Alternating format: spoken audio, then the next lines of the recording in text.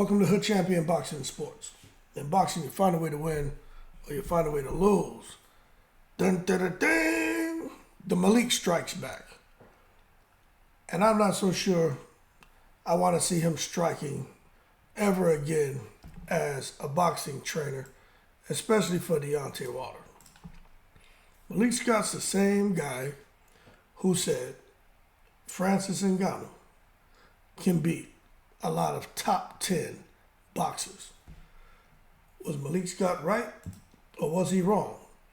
Because the WBC disagrees and they demoted Francis Ngannou from the number 10 ranked position down to number 24. But nonetheless, right? Malik Scott gets another opportunity to try to do something spectacular. Now, he was able to get some jobs as a boxing trainer because of him, because of Deontay Wilder. He didn't get jobs as a boxing trainer because of what he did as a professional, because of what he's done with other fighters and turning them into champions. He's been able to get work just because of Deontay Wilder. You understand? Deontay Wilder's accomplishments, Deontay Wilder's resume, Deontay Wilder's performance in the ring as a result of Mark Breland's brilliance and boxing mind, and Jay Diaz. And Deontay Wilder being able to go out there and execute how they programmed him to be.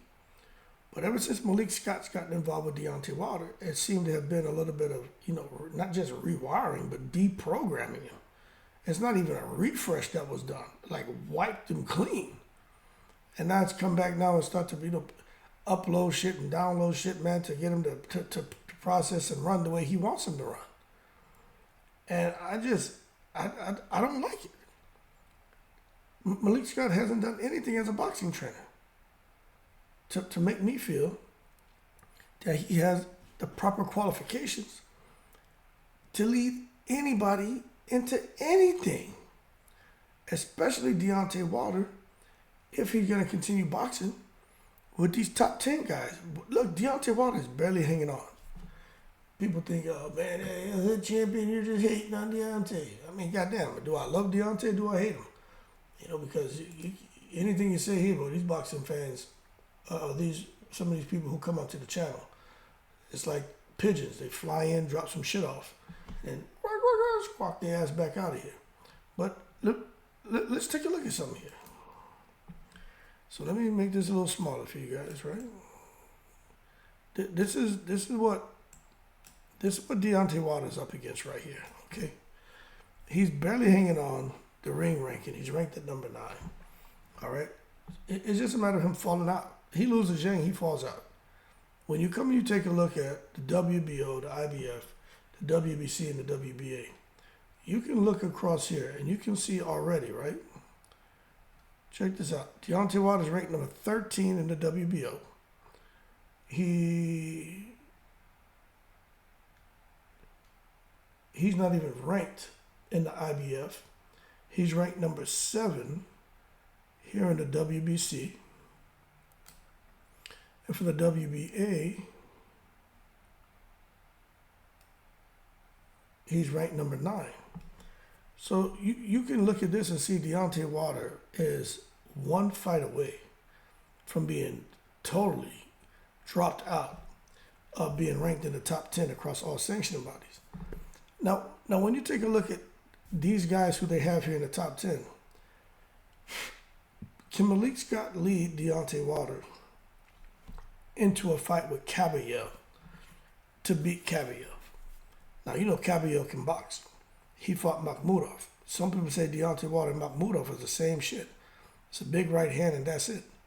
Kabayel dissected and beat the shit out of Makhmudov, but Makhmudov was just standing there, allowing himself to be beat to the body and beat to the face. Wilder's not going to do that. Wilder's skills aren't so primitive. But a guy like Kabayel who can box and take away your right hand, for me, I'd have to say I wouldn't be willing to bet on Deontay Wilder beating him. Joe Joyce, I'd bet on Deontay Wilder beating Joe Joyce. Jared Anderson, I would not bet on Deontay Wilder beating Jared Anderson. Frank Sanchez, I would not bet on Deontay Wilder beating Frank Sanchez. Hrgovic, I sure as hell wouldn't bet on him beating Hrgovic. Zhilei Zhang, I don't know if if Wilder can get out the first 4 or 5 rounds, he may have something, but I don't know. Zhang, that's like taking, like I said, taking Tyson Fury and taking Luis Ortiz, put them together, and you get Chinese power. Joseph Parker, if Wilder lets his hands go, he can get Joseph Parker. He just didn't let his hands go. Anthony Joshua, that's a negative. Tyson Fury, it just depends on what kind of power-ups Tyson Fury is taking, but Wilder can get Tyson Fury. Usyk, I don't know. I think Usyk just moves around the whole time. But if Wilder catches him, I think he can beat Usyk because styles make fights, and Usyk's balls are on his chest. So, pretty goddamn simple. But Wilder just, this Malik Scott guy, man, I just ain't sold on him. I like their relationship as friends, but man, it's because he's your buddy, and Malik Scott had, outstanding accomplishments as an amateur.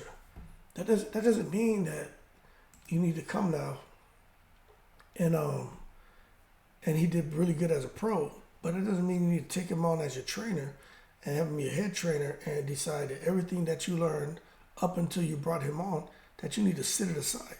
I just think Deontay Wilder's repertoire was much more polished and more classy than what he has now. I just think Malik Scott has caused Wilder to regress. And I just think Wilder's in deep going up against Zhang. And he's going to be in deep if he gets past Zhang and gets an opportunity for AJ or someone else. He's just going to have his hands full. And I'm just not sure Malik Scott is the guy. You'd almost wish Deontay Wilder could train with Ben Davison. I think Ben Davison can help Wilder a great deal, but that's not going to happen. Ben Davison's with AJ, and AJ and Wilder are supposed to be going at each other. So we'll see. But I got to give Malik Scott some credit because he started boxing at 11. In 1997, won the Junior Olympic Championships and the Under-19 Junior World Championships. He also won the American Boxing Classic title in 1998 and won the National AAU Heavyweight Championships in 1999. So Malik Scott put some work in, man, but he ended up being 70-3 as an amateur. So bottom line is Malik Scott can fight. He knows boxing, but it doesn't mean that he's going to be the best trainer, right? That being said, Malik strikes back. Is he going to be able to get Deontay Wilder a big win?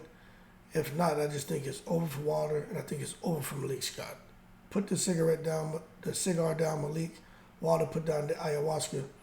Pick up some of those old dusty manuals and pamphlets and books from those great trainers from back in the day. Read over that shit. Put together a proper game plan because they're going to need it against Zhang. I'm just telling you, man. I had a buddy text me talking about Wilder has a death wish. It's a suicide mission. Like, they just have no confidence in Wilder getting the win against Zhang. And you can't blame him. And for me, I point my finger. Wilder had to accept some culpability, but at the same time, I got to point my finger at this guy, Malik Scott. And it's just a crazy situation, right? But anyway, I'm in the breeze.